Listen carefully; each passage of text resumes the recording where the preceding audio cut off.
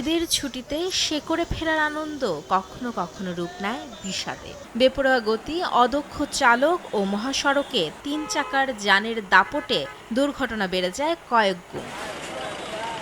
এবার ঈদযাত্রায় দুর্ঘটনার পরিসংখ্যান জানাতে সোমবার সকালে ডিআরইউয়ে সংবাদ সম্মেলনের আয়োজন করে বাংলাদেশ যাত্রী কল্যাণ সমিতি। তাদের দেয়া তথ্য মতে গত ১৫ দিনে সড়ক, রেল ও নৌপথে ৪১৫টি দুর্ঘটনায় মারা গেছেন ৪২৭ জন, আহত হয়েছেন ১১৯৪ জন। শুধু সড়ক পথেই প্রাণ হারিয়েছেন ৩৯০ জন। দেশের সড়ক মহাসড়কে বৃষ্টির কারণে ছোট বড় গর্তের সৃষ্টি হয়েছে।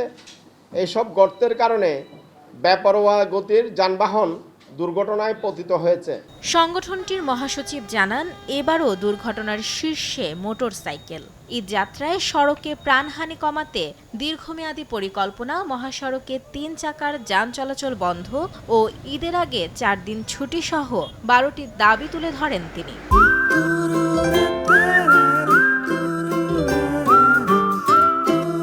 ঈদে যাতায়াত ব্যবস্থা নিয়ে আমাদের দীর্ঘমেয়াদী পরিকল্পনা প্রয়োজন। এবারের ঈদে ১৩৪টি মোটরসাইকেল দুর্ঘটনায় ১৪৭ জন নিহত, যা মোট দুর্ঘটনার ৩৫.৩৫%। গত ঈদুল আজহার তুলনায় এবার সড়কে দুর্ঘটনা বেড়েছে ২২.৬৫%। প্রাণহানি বেড়েছে ১৬.০৭%। মাইমুনা হায়দার চৌধুরী, সময় সংবাদ, ঢাকা।